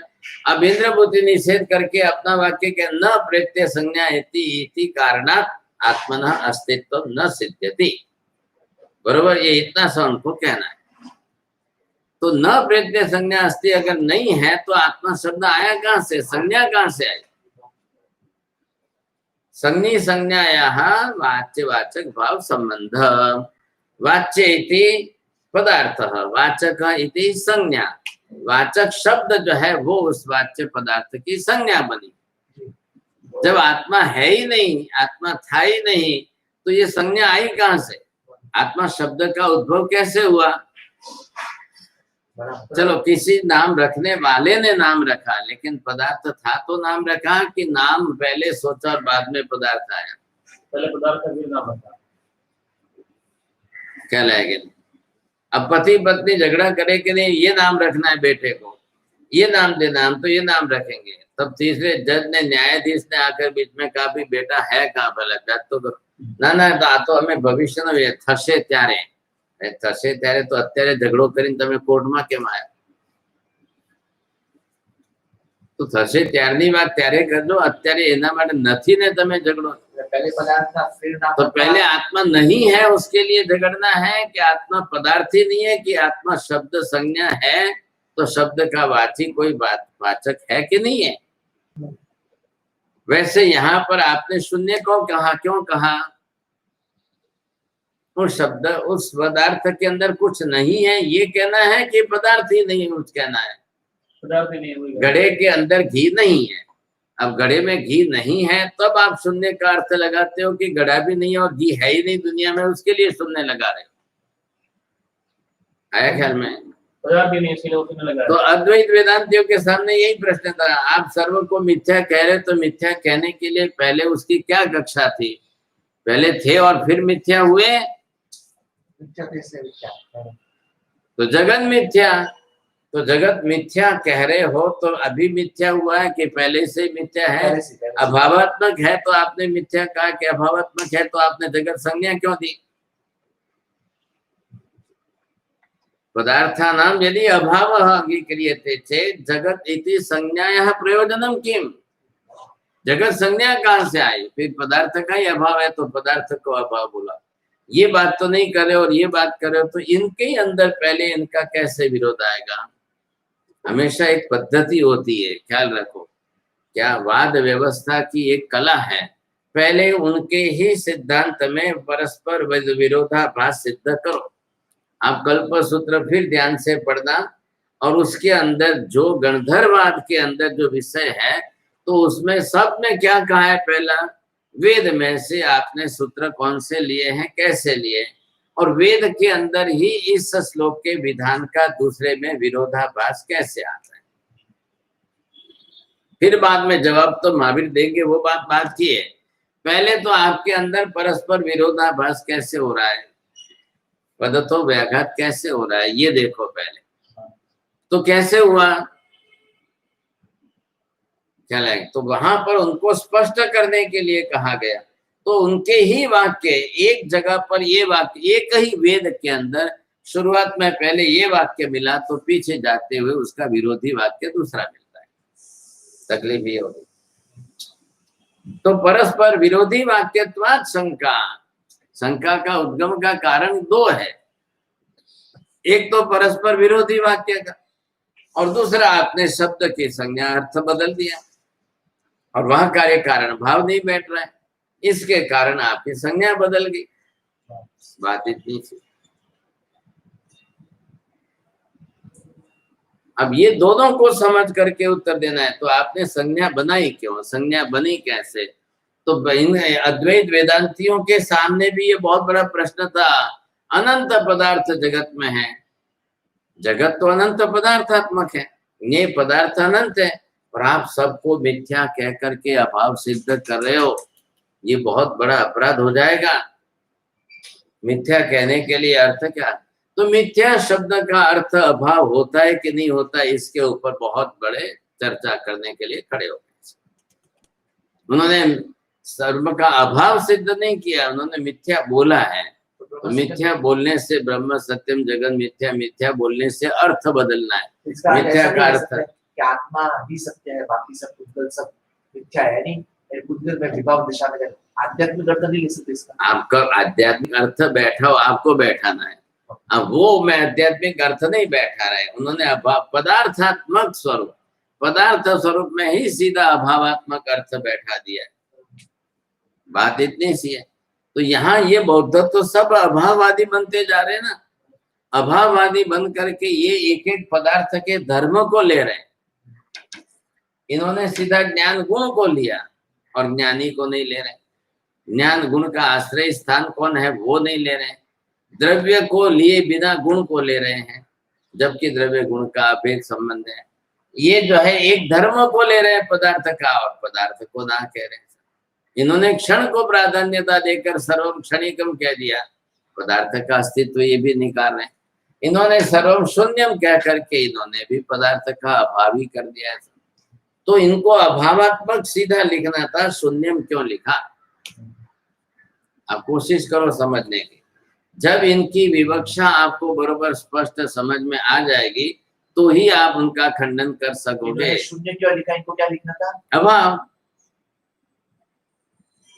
कुछ भी पदार्थ है ही नहीं तो शून्य लिखो, अभाव लिखो, क्यों लिखा? तो लिखना चाहिए ना। शून्य क्यों लिखा? शून्य का अर्थ अभाव करना कि नहीं करना? अभाव करना। बस ये बात करो। तो क्यों करना अभाव?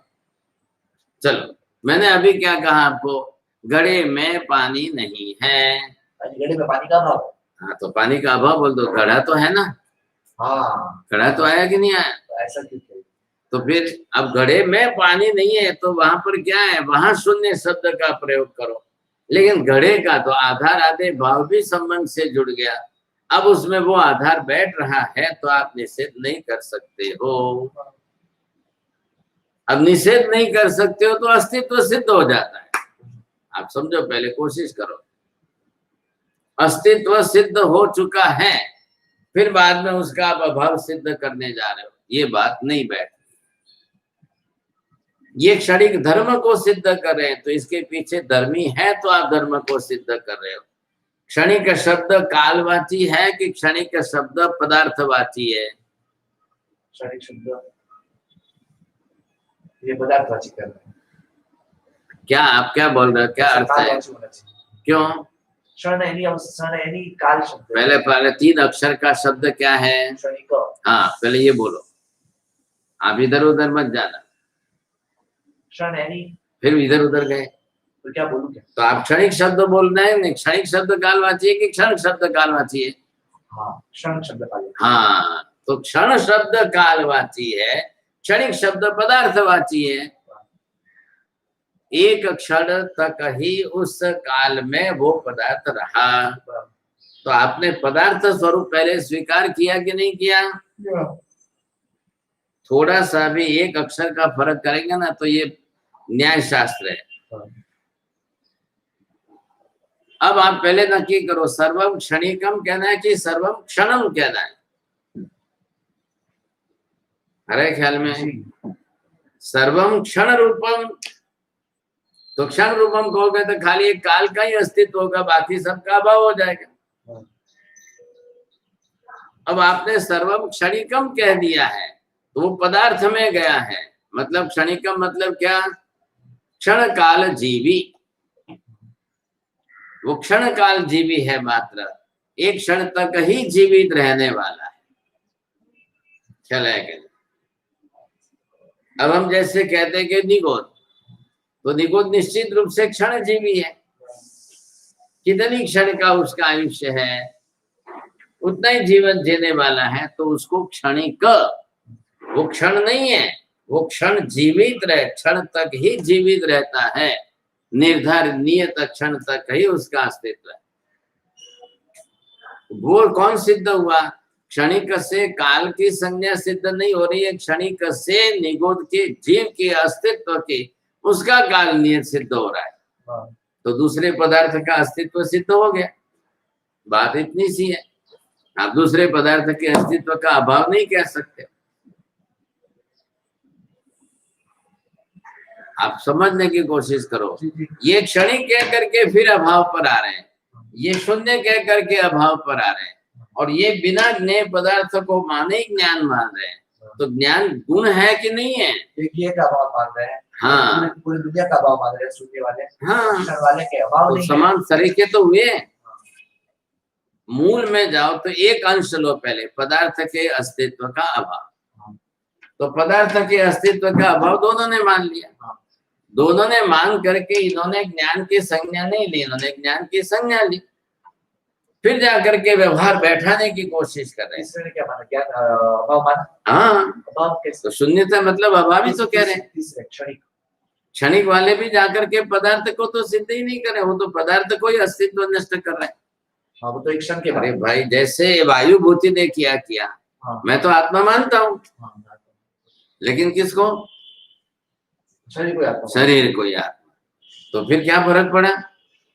इंद्र बुद्धि जब अस्तित्व का निषेध कर रहे हैं, हाँ, और ये अस्तित्व का निषेध नहीं, संज्ञा को लेकर के उससे विरुद्ध में उसको सिद्ध कर रहे हैं, हाँ, तो ये तो उससे भी गलत हुआ कि नहीं?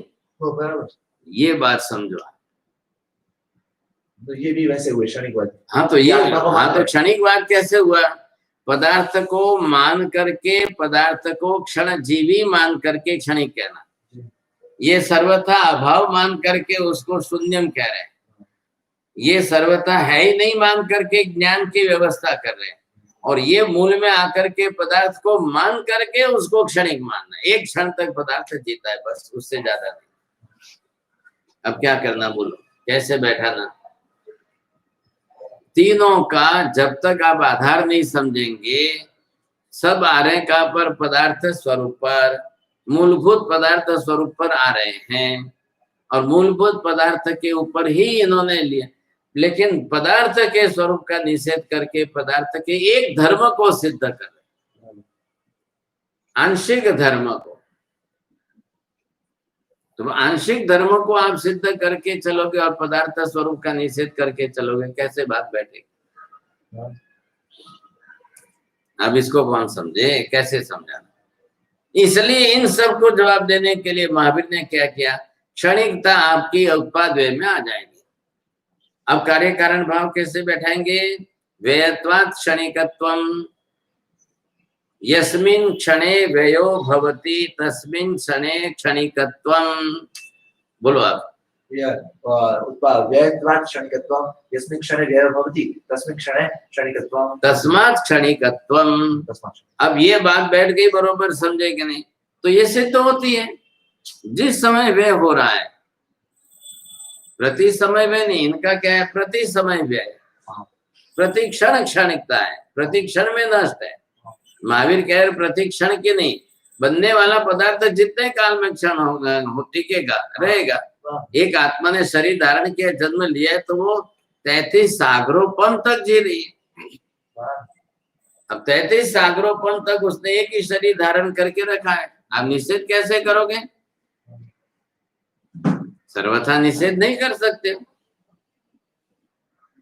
तो उतना भी उतना उसका काल तो चला कि नहीं, उतने काल तक वो चलेगा। उत्पाद के बाद व्यय होने में 33 सागरोपम का अंतर बीता है, तो 33 सागरोपम तक रहे तो उसमें कोई ना नहीं है, तो उससे कोई शाश्वत भी नहीं हो जाता है और क्षणिक भी सिद्ध नहीं हो रहा है। अब क्या बोलोगे आप? अभाव तो हो ही नहीं रहा है, अभावात्मकता तो है ही नहीं है, पदार्थ स्वरूपात्मक तो है, और पदार्थ स्वरूपात्मकता है, आप उसको क्षणिक सिद्ध नहीं कर सकते, तो बरोबर बैठा नहीं पड़ेगा। आप जब तक बरोबर लिखेंगे नहीं वहां तक ये आपको ख्याल में नहीं आएगा। ख्याल आया? आप तीनों का 3-3 पेज लिखो, 3-3 पेज आ रहे ख्याल में? काका एक ચોપડી આપો ત્યાંથી, પેલી કોર્નર ઉપર ટેબલ ઉપર પડી છે, योग योग विज्ञान।